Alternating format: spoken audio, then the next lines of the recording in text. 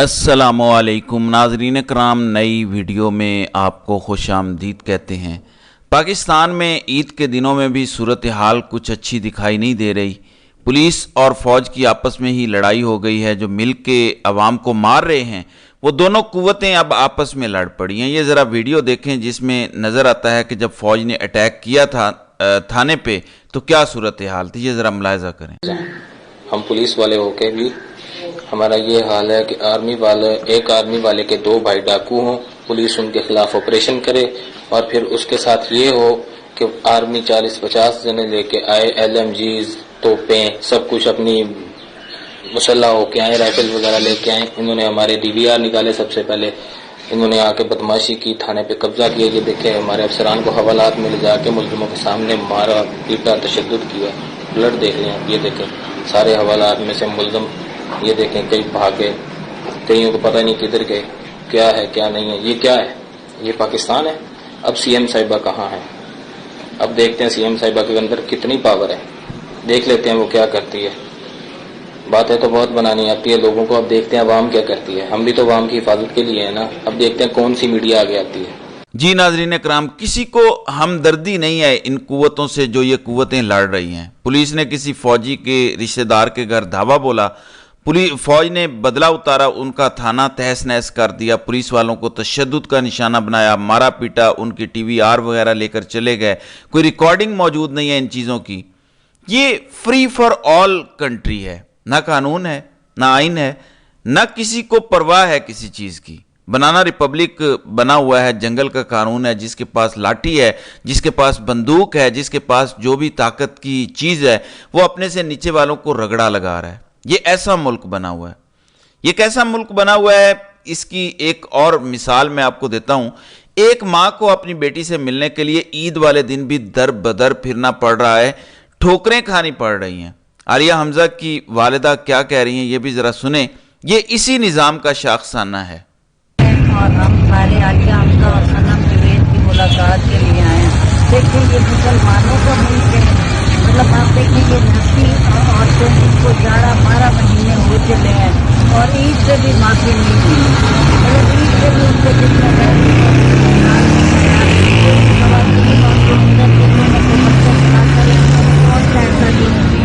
कि उनकी सजाएं माफ नहीं की गई और ईदों पे भी वो अपने घर वालों को देखने में नहीं गए। तो ये एक मुसलमान मुल्क का ये निज़ाम है जिसका हम सब देखते हैं कि मुसलमान होने के नाते। जी, ये सनम जावेद के माँ बाप और आलिया हमजा की बुजुर्ग वालिदा हैं। ये लोग खड़े सड़कों पर पूछ रहे हैं कि जो लोग अपने आप को रियासत खान और निज़ाम दीन कहते हैं, ये औरतों से कौन सी दुश्मनी निकाल रहे हैं। और ईद वाले दिन भी इनके अंदर कोई शर्म हया गैरत कुछ भी नहीं है। कोई इनके अंदर हुबुल वतनी का मादा नहीं है। सिर्फ अमरीकी मफादात को सर्व करना मकसद है और इसके अलावा कुछ नहीं इन्होंने सोचना। नाज़रीन इकराम, जरा देखें कि काजी साहब ने किस हद तक नंगी बेशर्मी मचाई है खुफिया एजेंसी को बचाने के लिए। ये जो 7 जजेस बैठते हैं और लिखते हैं ऑर्डर अपना, उसमें देखें जरा लिखा हुआ क्या है। काजी साहब कहते हैं कि आइन का आर्टिकल 248 वजीर आजम और लॉ मिनिस्टर को इम्यूनिटी देता है। कहने इम्यूनिटी लगे थे, लिख दिया है इम्प्यूनिटी से वो ये काम कर रहे हैं। अल्लाह गलती करवा देता है। या जजेस ने अपने ऑर्डर के जरिए अवाम को बताने की कोशिश की है कि हमारी भी वीडियोस हैं, कर हम भी कुछ नहीं सकते, सब कुछ इम्प्यूनिटी से किया जा रहा है। कहना ये चाह रहे थे कि वजीर आजम और सेक्रेटरी को या वजीर आजम और किसी वजारत को हम नोटिस भी नहीं भेज सकते। काजी साहब ने इतनी इज्जत शुरू कर दी है पार्लियामेंट की कि उन्हें हम नोटिस भी नहीं भेज सकते। ये वो शख्स है जिसने एक व्हाट्सएप पे मैसेज मिलने पे इमरान खान के खिलाफ अपने MNAs को फंड देने के केस का सोमोटो करवा दिया था और फिर उसी केस में जस्टिस गुलजार ने इसको लात मार के निकाल दिया था बेंच से और कहा था कि दोबारा तुम इमरान खान का कोई केस नहीं सुनोगे क्योंकि तुम जाती बुक्स का शिकार हो। तो तब जब इमरान खान वजीर आजम थे तो कोई इस्तिस्ना नहीं था, आर्टिकल 248 का कोई इस्तिस्ना नहीं था। अब वजीर आजम को इस्तिस्ना है। किस वक्त इस्तिस्ना है? जब वजीर आजम के नीचे एजेंसियां जजेस को मार रही हैं, धमका रही हैं, उनके रिश्तेदारों को नंगा करके करंट लगा रही हैं और वो कह रहा है कि वजीर आजम को इस्तिस्ना है। बल्कि उसके नीचे जो वजारतें हैं, वजारत दाखिला, वजारत दिफा वगैरह जो भी हैं, सबको इस्तिस्ना है।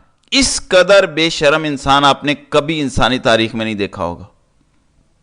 ناظرین اکرام، جو سوموٹو کیس ہے اس کا جو پہلا آرڈر آیا ہے اس میں لکھا ہوا ہے کہ ہم اس میں یہ کام کر رہے ہیں کہ دوبارہ ایسی صورتحال پیدا ہی نہ ہو، یعنی دوبارہ خط شت لکھنے کی نوبت نہ آئے۔ یہ نہیں کہا جا رہا فیصلے میں کہ جن لوگوں نے ججز کو دھمکایا ہے ہم انہیں الٹا لٹکا دیں گے، ہم دیکھیں گے کیسے کوئی دھمکاتا ہے ججز کو۔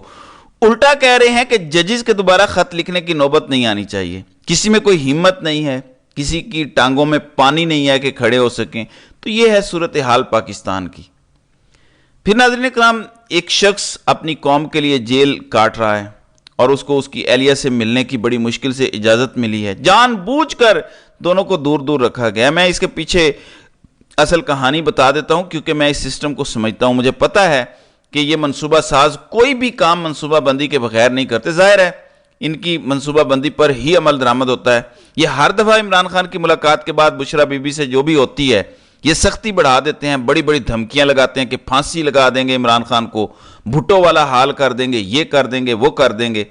پھر ایک بندہ جاتا ہے چپکے سے بشرا بی بی کے پاس اور کہتا ہے کہ اپنے خامد کو بھی بچاؤ، خود کو بھی بچاؤ، سیاست چھوڑ دو، ملک سے باہر چلے جاؤ، جو مرضی کرو، بس یہاں دخل اندازی چھوڑ دو۔ پھر بشرا بی بی کی ملاقات کی اجازت دی جاتی ہے، پھر بشرا بی بی جاتی ہیں، ہو سکتا ہے وہ بات کرتی ہوں، ہو سکتا ہے وہ بتاتی بھی نہ ہوں، ویسے تو بتاتی ہوں گی، وہ کیوں نہ بتائیں، لیکن عمران خان کا جواب سب کو پتا ہے کہ کیا ہوگا۔ کسی قسم کی کوئی ڈیل ہو ہی نہیں سکتی، نہ ہوگی۔ دیکھیں، اگر یہ سارا ظلم و جبر ملک کی خاطر ہو رہا ہوتا ہم برداشت کر جاتے، عمران خان کو بھی ہم کہتے کہ آپ چلے جائیں ملک سے باہر، یہ تو ملک کو ٹھیک کر رہے ہیں، لازمی تو نہیں ہے کہ عمران خان نے ٹھیک کرنا ہے، کوئی ٹھیکہ لیا ہوا ہے، یہ بھی ٹھیک کر دیں، ہمیں کوئی اعتراض نہیں ہے۔ مسئلہ یہ ہے کہ جو کچھ یہ کر رہے ہیں، فار ایگزامپل اگر میں ڈاکٹر ہوں اور مجھے پتا ہے کہ کسی کو وائرل انفیکشن ہے اور اس کو کوئی ڈاکٹر اینٹی بایوٹکس پرسکرائب کر دیتا ہے، تو میں کہوں گا کہ یہ بندہ جو دوائی دے رہا ہے اس سے تو بندہ ٹھیک نہیں ہونے والا۔ وہ کہے گا کہ کیوں یار، اینٹی بایوٹک سے تو ٹھیک نہیں ہوگا۔ وہ ایک اینٹی بایوٹک دیتا ہے نہیں ٹھیک ہوتا، وہ اس سے تگڑی اینٹی بایوٹک دیتا ہے، اس سے بھی ٹھیک نہیں ہوتا، وہ اس سے تگڑی دینا شروع کر دیتا ہے۔ الٹا کیا ہوگا؟ اینٹی بایوٹک کے سائیڈ ایفیکٹ سے بندہ جو پہلے وائرل انفیکشن سے ڈاؤن ہے وہ فارغ ہو جائے گا۔ اس وقت یہی ہو رہا ہے۔ ایک ایسے ڈاکٹر نے پاکستان پر قبضہ کر لیا ہے، بیمار پاکستان ہے، ہماری معیشت بیمار ہے، عدلیہ بیمار ہے، ادارے بیمار ہیں، جس کو صحیح تشخیص کرنا ہی نہیں آتا، وہ پرسکرائب کیا کرے گا؟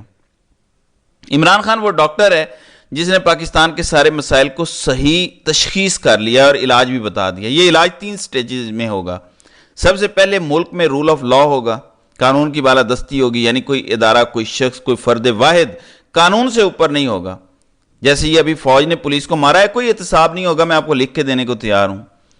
کوئی ادارہ اور کوئی شخص قانون سے اوپر نہ ہو۔ سیکنڈلی، پاکستان میں ریفارمز کی ضرورت ہے، معیشت کے ریفارمز، ٹیکس کے ریفارمز، عدلیہ کے ریفارمز، بیوروکریسی کے ریفارمز، لینڈ ریفارمز، یہ سارے ریفارمز کرنے ہیں۔ عدلیہ میں تقرری کا طریقہ، تبادلوں کا طریقہ، اسی طرح بیوروکریسی میں ترقی تبادلے کا طریقہ، تو ہر چیز کے ریفارمز کرنے ہیں۔ جب یہ سب آپ کر دیں گے، آپ رول آف لا قائم کر دیں گے، یہ ریفارمز کر دیں گے، تو پاکستان آٹو پائلٹ پر ٹھیک ہو جائے گا۔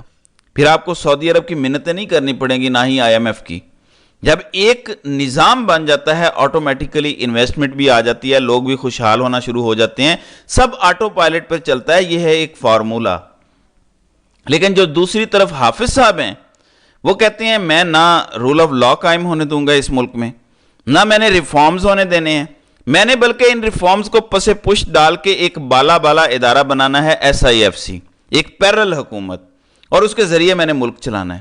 کیسے چلانا ہے؟ میں بیرونی ممالک کو یا بڑے بڑے فرنٹ مینوں کو پاکستان کے ادارے بیچوں گا، پاکستان کے اثاثے بیچوں گا، سونے تانبے جیسے ریکوڈک کے، ان سے ڈالر ہی اکٹھے کروں گا، اور اس سے اپنے 5-6 سال جو بھی میرے ہیں وہ پورے کر جاؤں گا۔ اس کے بعد آپ جانیں اور آپ کا پاکستان جانے۔ میں ہو سکتا ہے کہیں سفیر لگ جاؤں، میں ہو سکتا ہے سعودی عرب میں عالمی اسلامی فوج کا سربراہ بن جاؤں۔ یہ ان کا ہوتا ہے کہ ہمارے ذاتی مفادات پاکستان سے بڑے ہو گئے ہیں۔ ایسے میں عید کے بعد کا وقت ناظرین اکرام بڑا امپورٹنٹ ہے۔ عوام کا مومنٹم کیا ہوتا ہے، پاکستان تحریک انصاف کا مومنٹم کیا ہوتا ہے، اور کمپرومائزڈ جو لوگ ہیں وہ فلٹر آؤٹ ہوتے ہیں یا نہیں ہوتے، یہ سب کچھ اس پر ڈیپینڈ کرتا ہے۔ تو ناظرین کرام، آپ کی اس ویڈیو کے حوالے سے کیا رائے ہے؟ آپ اپنی رائے کا اظہار کامنٹ سیکشن میں ضرور کیجئے گا۔